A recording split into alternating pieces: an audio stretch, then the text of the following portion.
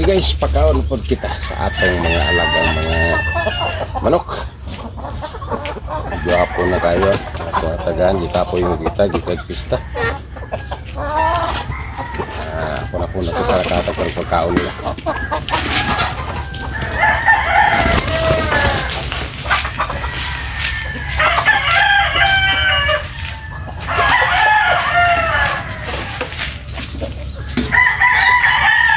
Wala lang na kita manilihid karon sa ilang namutangan kay kapoy pa kita kayo. Paway sa kita ug marata mang limpyo ni natong mga manukan. Kay kaman na bitang pagpista bali mang kapoy kayo. Itong kalawasan. At orang dipili-pili ang lugar na dili sila mahugaw kayo. Kaya ron makahatag ako kitag pagkaon kanila.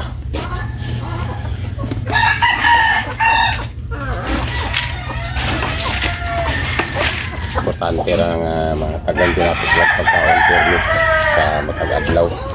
May kadua man din natin sila pagkanon sa kadlaw. Kadua ka bisis.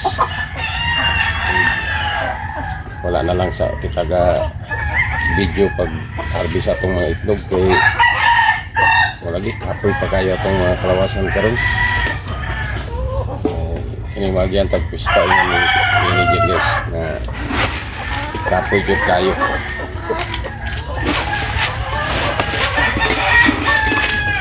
Kini atong pagkaon kanila ato na manghihalo kini may sunod kitang ihatag pagkaon kanila mga sobrang mga tanon nato sa pista. Kay daghan ng mga bilin nga mga pagkaon na sobraan og lungag ug ang mga dukot kanila ato kining gibasa og tubig iaog aron mumok.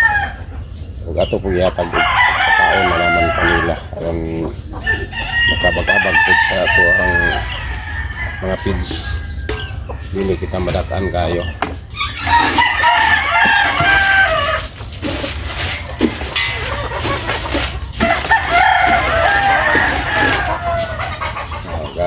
Asa din yung sagbot niya itong manukan kay wala kita kapanugid. Ug malagid kita mo silid ini ato ang manukan kaya buntag ako kapanugid kay diulan gani ng sayo sa kadlawon. Kapot man po ng mga hugaw kanila kung sagbot. Sayo pa ko na itong sinigan nga basa makuha po kapanugid. Wala po kay video kapoy pa po tayo. Samot na karon ng kapuya pa. Mga ito dyan yung kompletor. Kailangan natin dyan kinilimpyoan. Karon limpyo ang ilang naimutangan. Kaya kung nagsigit-sigit hugaw kayo, mapuinong na makasakit ang atong mga manok.